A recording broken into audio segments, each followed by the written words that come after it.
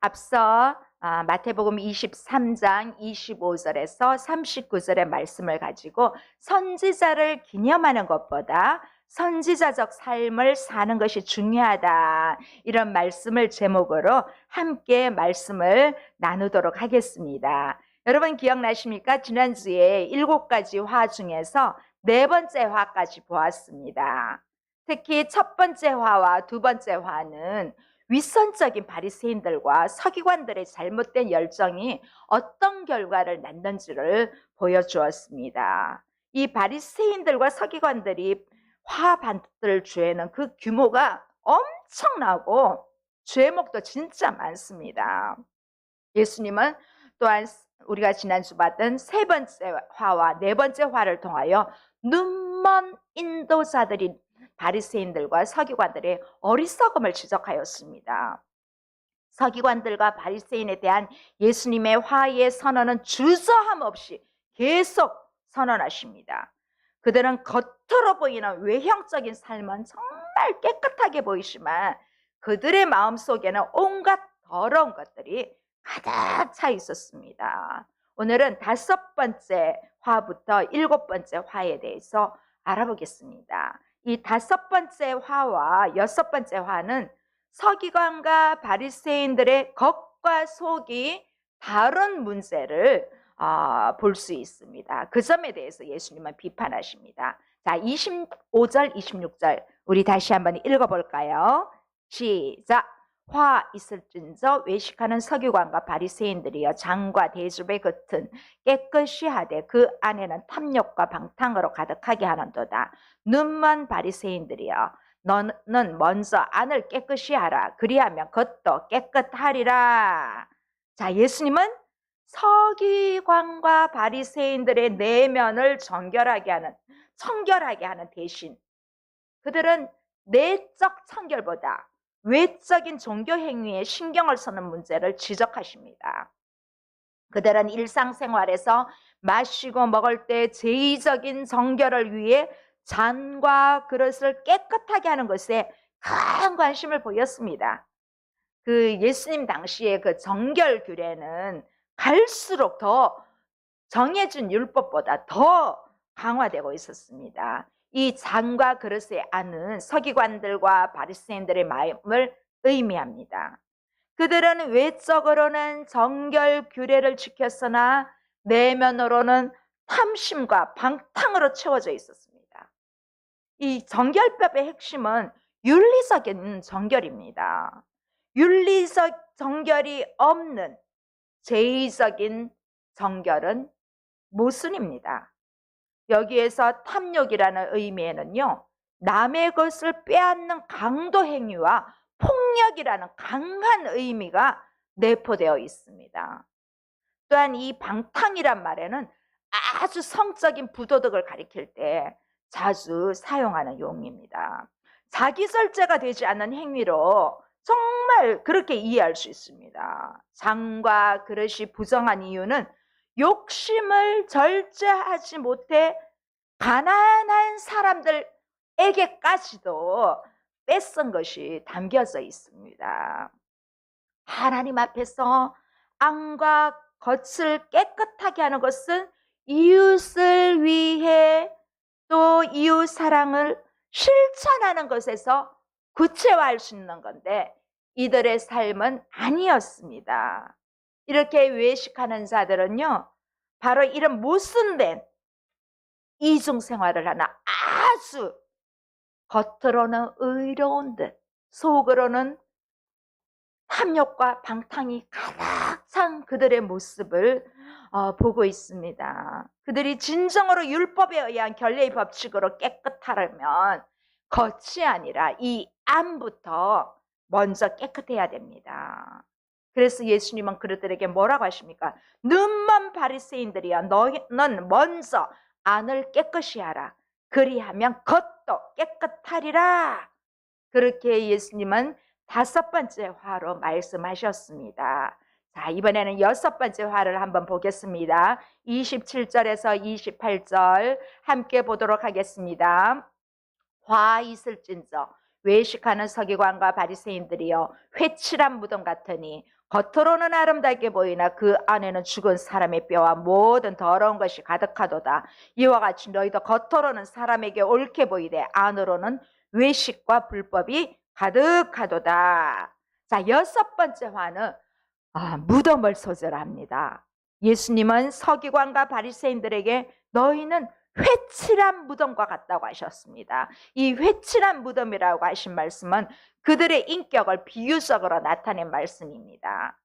당시에 이스라엘에는 이렇게 지나가는 길에도 무덤이 진짜 많습니다. 이곳저곳에 이렇게 흩어져 있고 또 이 무덤이 관리를 잘 안 하다 보면 세월이 갈수록 이 무덤이 파헤쳐지면서 뼈가 노출되는 일도 있었을 것이에요.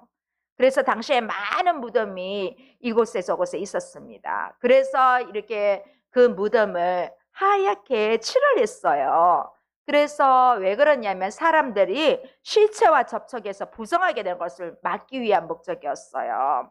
특히 절기를 맞이하여서 외지인들이 예루살렘에 오면 지리에 익숙하지 않다 보니까 무덤 곁을 지나거나 무덤을 접촉할 수도 있었습니다. 사람들이 가장 많이 모일 때가 그 6월절 행사예요. 이 6월절에 보면 더욱더 이 무덤을 하얗게 치장을 해요. 그래서 어떤 무덤은 아름답기조차도 한 거예요. 예쁘기조차도 한 거예요. 아름다운 모양을 변모되기 때문에. 그래서 이 회칠한 무덤이란 겉으로 꾸민 그들의 외형적인 면을 가리키고 있습니다. 이 무덤에 회를 칠한 것은 아름답기 위해서 보이는 것이라고 하였습니다. 이 회칠한 무덤과 같다고 하신 말씀 속에는 자연히 그 속에 그 무덤 안에 있는 물건들이 거론되지 않을 수가 없습니다. 그 안에는 죽은 사람들의 뼈와 함께 온갖 더러운 것들이 가득 차 있다고 하신 그 예수님의 말씀은 하나님이 보시는 서기관들이나 바리새인들의 속마음을 표현하신 말씀입니다. 그들의 내부에 있는 영적인 요소나 도덕적인 요소는 정말 죽은 송장처럼 썩은 냄새를 풍기고 있었던 것입니다. 이렇게 예수님께서 선언하신 여섯 번째 화는 예수님께서 마태복음 5장 산상수훈에서 선언하신 8복 중에 여섯 번째 복에서 마음이 청결한 사람은 하나님을 볼 것이요, 이 말씀에 이웃에 대한 청결한 사람들로서 하나님을 볼 것이라는 그 말씀과 대조적인 것입니다. 이 내면과 달리 겉으로만 정결한 모습을 보이는 사람들로는 절대로 하나님을 볼 수가 없습니다. 이 말씀은 오늘 저와 여러분에게, 우리 그리스도인에게 주시는 메시지입니다. 우리가 하나님의 말씀을 깨닫지 못하며 현대판 서기관과 바리새인이 되는 것입니다. 하나님의 말씀을 알고도 듣고도 행하지 않으면 우리도 외식하는 자가 될 수밖에 없습니다.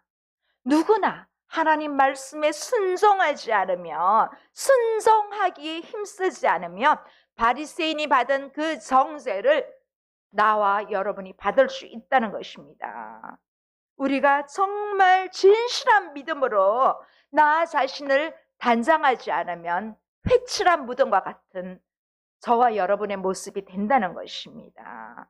그래서 우리는 다시 한번 예수님께서 팔복에서 여섯 번째 주신 말씀으로 우리가 마음이 청결한 사람이 되어서 하나님을 볼 수 있는 저희가 되기를 소원합니다. 이제 마지막 일곱 번째 화입니다. 29절 30절 보겠습니다. 이 일곱 번째 화는요, 무덤이란 내용으로 여섯 번째 화와 연결되고 있으면서 화 전체의 결론으로 볼 수 있습니다. 저도 오늘 말씀을 여기에서 제목을 좀 길게 한번 기도하면서 만들어 봤습니다. 자, 함께 읽으시겠습니다. 화 있을진저 외식하는 서기관들과 바리새인들이여, 너희는 선지자들의 무덤을 만들고 어인들이 빗석을 꾸미며 이르되 만일 우리가 조상 때에 있었더라면 우리는 그들이 선지자의 피를 흘리는데 참여하지 아니하였으리라 하니. 자, 예수님이 내리시는 서기관들과 바리새인들에 대한 화의 선언은 이제 마지막으로 그 절정에 달하고 있습니다. 이 서기관과 바리새인들은요, 선지자의 무덤과 그 어인들의 비석을 꾸미는 일에 아주 열중했습니다. 그들은 자신이 하고 있는 일은 돌이켜 보지도 않고 선지자들의 의와 하나님의 말씀을 외치다가 죽은 이에 대해서 애석한 마음을 가지듯 그들의 무덤을 새로 꾸미고 단장하는 일에 정말 신경을 쓰는 것처럼 보였습니다.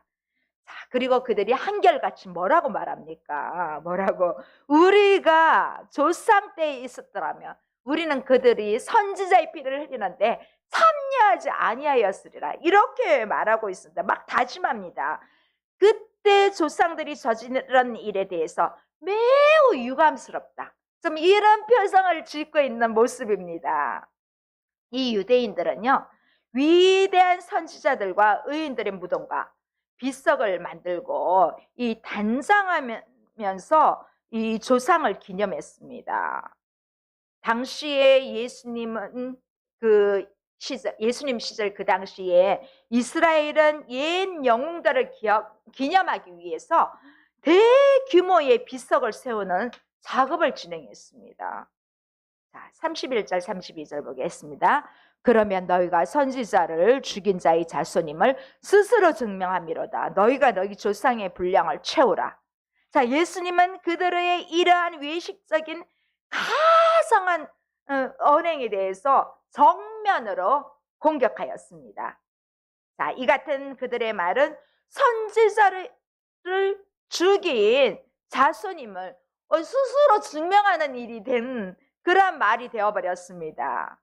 그러면 과연 그들은 선지자들의 피를 흘리는 일에 가담하지 않았을까요?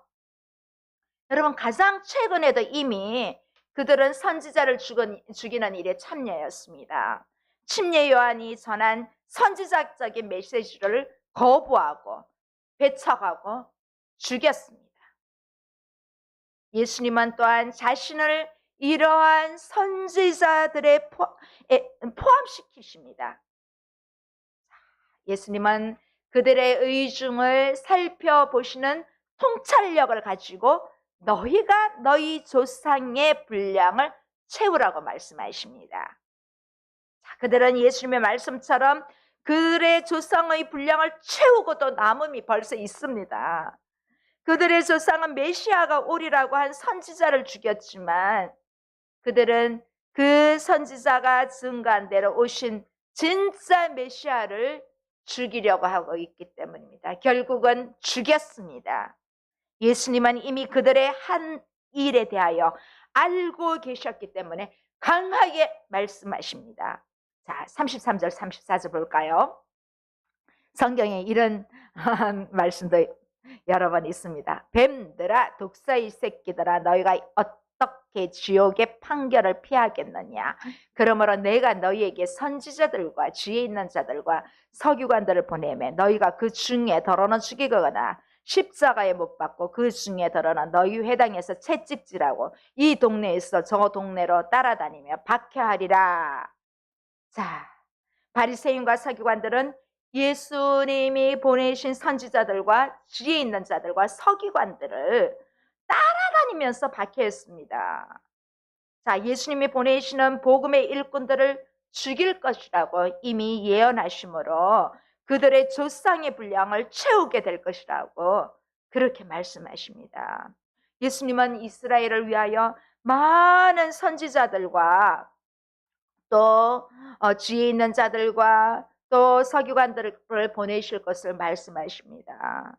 너희들은 그들 중에서 더러는 죽이고 십자가에 못 박고 더러는 회당에서 채찍질하며 구박할 것이라고 박해할 것이라고 이렇게 말씀하셨습니다. 자, 여기서 예수님이 말씀하신 선지자나 서기관이란 표현은 이 신약시대에 교회에 세우신 하나님의 일꾼들의 구약적인 그러한 표현입니다.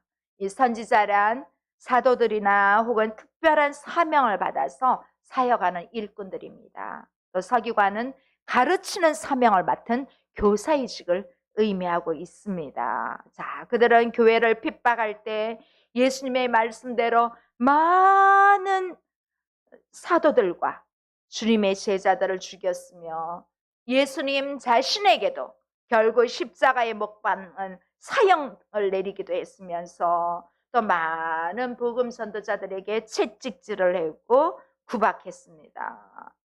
자, 그들은 이 같은 행동은 정말 그들의 행동은 지옥의 판결을 결코 피할 수 없는 그러한 범죄 행위입니다. 이렇게 일곱 번째 화는 이스라엘 백성들에게 내려질 무서운 심판을 경고하고 있습니다. 그러나 우리는 홀로코스트와 같은 반인륜적인 비극의 도구가 된 반유대교 사상을 경계해야 합니다. 여러분 독일 나치의 악행 아시지요? 지금도 이스라엘의 이 홀로코스트에 가면 아이들의 울음소리가 막 들립니다. 네, 제가 가봤거든요. 거기에 가면서 얼마나 눈물을 흘렸는지 몰라요. 이렇게 예수님이 가져오신 천국의 윤리에도 맞지 않습니다. 반유대교 사상은 맞지 않습니다. 예수님은 백성을 잘못 인도한 바리새인들과 서기관들의 죄를 지적하고 백성은 영적으로 눈먼 이들로 저들의 지도로 말미암아 비참하게 고통당하게 될 것을 아주 정말 탄식하고 한탄하십니다. 이렇게 하나님의 뜻을 알고 있다고 자부하는 그러한 사람들이 영적인 무지로 인하여 그들의 백성을 같이 죽음의 길로 빠뜨리고 있다는 것입니다. 이러한 오만과 위선은 지금도 있을 수 있습니다. 지금도 있습니다. 많은 이단의 우두머리가 그들의 추종하는 사람들을 죽이고 있는 거나 똑같습니다. 영적인 죽음 행위입니다. 결국은 심판에, 결국 육체의 죽음도 다 같이 따라가는 것입니다. 우리 이러한 어리석은 지도자가 되면 안 되겠습니다. 또 어리석은 지도자를 따라가는 그러한 성도가 되지 않기를 바랍니다. 자, 이러한 책망은 우리 교회를 향하고 있습니다. 일곱 번째 화는 앞에서 말씀드렸지만 예수님께서 산상수훈의 여섯 번째 복으로 말씀하신 것과 완전 부정적인 측면에서 공유하고 있습니다. 그래서 결국 이들에게는 심판이 있을 수밖에 없습니다. 우리는 주님의 제자로서 내 자신과 또 인도자들과 인도받는 자들의 현재의 상태를 잘 볼 수 있도록 여러분 영적인 눈이 열려야 합니다. 자, 다시 한번 또 말씀 볼까요? 35절에서 36절입니다. 그러므로 의인 아벨의 피로부터 성전과 제단 사이에서 너희가 죽인 바라가의 아들 사가랴의 피까지 땅 위에서 흘린 의로운 피가 다 너희에게 돌아가리라. 내가 진실로 너희에게 이르노니 이것이 다 이 세대에 돌아가리라. 자, 예수님은 그들에게 땅 위에서 흘린 의로운 피가 다 너희에게로 돌아가리라고 선언하셨습니다. 예수님은 그들의 조상들에 의해 저질러진 범죄에 대하여 그 기원을 아벨에게까지 올라갔습니다. 그리고 요아스 왕 시대의 왕의 명령에 격하여 왕의 전뜰 안에서 백성들에게 쳐죽임을 당한 스가랴에 이르기까지 의인과 선지자를 죽인 모든 죄악이 이 세대에 다시 돌아올 것이라고 말씀하십니다. 그것은 이 세대에 와서 그들 자신이 이 의인과 선지자의 살인 사건의 결산이라고 할까요? 그렇게 말할 수 있는, 결국은 또 예수 그리스도까지 죽이게 되는 그들의 자신들의 손에 의하여 이루어질 것이기 때문에 예수님께서는 이렇게까지 말씀을 선언하고 계십니다. 자, 이 예언은 결국 예루살렘의 멸망으로 성취되었으며 그들 당대에 끝나는 게 아니라 자손들에게까지 그들이 흘린 핏값을 받지 않을 수 없게 된 것입니다. 하나님은 정말 하나님의 뜻을 거역하여 선지자와 의인을 죽인 죄로 인해서 그리고 오리라고 증거된 메시아를 죽인 죄로 인하여 멸망받게 된 이 예루살렘의 운명에 대해서 탄식하셨습니다. 왜냐하면 이 같은 모든 일들이 예루살렘에서 일어났기 때문에 이 예루살렘의 멸망은 견딜 수 없는 비극으로 예수님은 너무 마음 아파하셨습니다. 자, 37절 38절 볼까요? 예루살렘아 예루살렘아 선지자들을 죽이고 내게 파송된 자들을 돌로 치는 자여, 암탉이 그 새끼를 날개 아래 모음같이 내가 내 자녀를 모으려 한 일이 몇 번이더냐. 그러나 너희가 원하지 아니하였도다. 보라, 너희 집이 황폐하여 버리신 바 되리라. 자, 예수님은 청중을 이제 서기관과 바리새인들에게서 이제 예루살렘으로 확장하십니다. 이렇게 예수님은 예루살렘을 인격화해서 선지자들을 죽인 것과 예루살렘에 보냄받은 자들을 죽인 행위를 지적하십니다. 이 예루살렘의 멸망은 민족의 멸망을 뜻하고 있습니다. 하나님이 보내신 메신저들을 핍박하고 죽인 예루살렘도 이 바리새인과 서기관들과 같은 운명에 놓이게 됩니다. 이 예루살렘 백성은 하나님의 명령을 전달한 스가랴를 돌로 쳐 죽었습니다. 이제 마지막 메신저인 예수님까지 죽일 것입니다. 그럼에도 불구하고 예수님은 암탉이 병아리를 모든 민족을 품기를 원하셨습니다. 예수님은 예루살렘이 멸망하지 않고 그들 중에 있는 백성이 구원받기를 원하셨습니다. 그래서 뭐라고 하십니까? 암탉이 그 새끼를 날개 아래 모음같이 내가 내 자녀를 모으려 한 일이 몇 번이더냐 하면서 탄식하십니다. 하나님은 악인이 그 죄악으로 죽는 것을 원하지 않으시고 오히려 회개하여 돌아오기를, 회개하여 사는 삶을 더 원하십니다. 그래서 지금 어쩌면 우리에게 많은 시간을 더 주고 계신 것입니다. 근데 그들은 원하지 않았습니다.